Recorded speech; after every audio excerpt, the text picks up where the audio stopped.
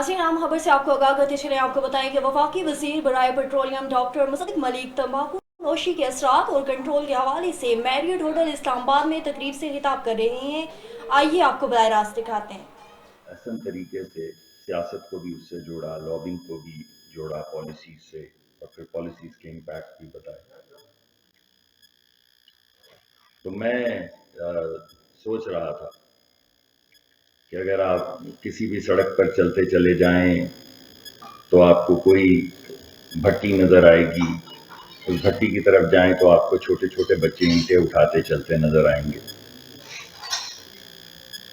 अगर आप दही इलाकों में चले जाएं तो आपको नज़र आएगा कि सारा दिन बच्चे जो हैं वो मदद कर रहे होते हैं किसी न किसी काम में। 8 साल के बच्चे, 10 साल के बच्चे, 12 साल के बच्चे।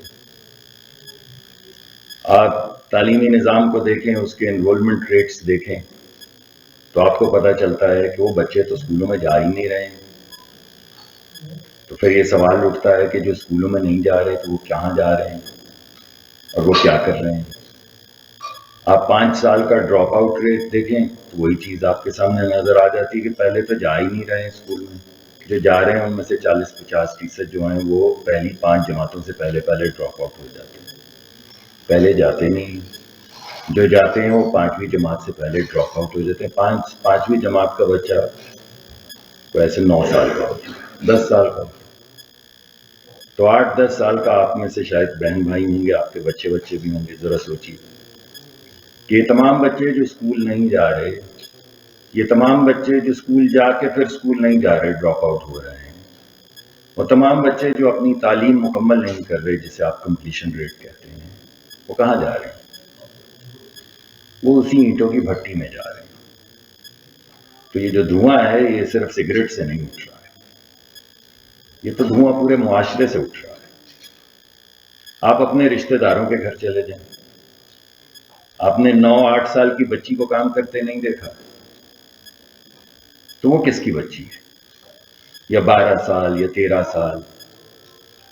और कभी अगर आपने किसी को, मैंने भी, आपने भी किसी आंटी को, किसी अंकल को समझाने की कोशिश की हो कि इसका भी तो बचपन है, आपके जिस बच्चे के लिए, अपने 4 साल के बच्चे के लिए आपने 9 साल की बच्ची रखी है, इसका भी तो बचपन है, तो उसके बचपन का क्या होगा?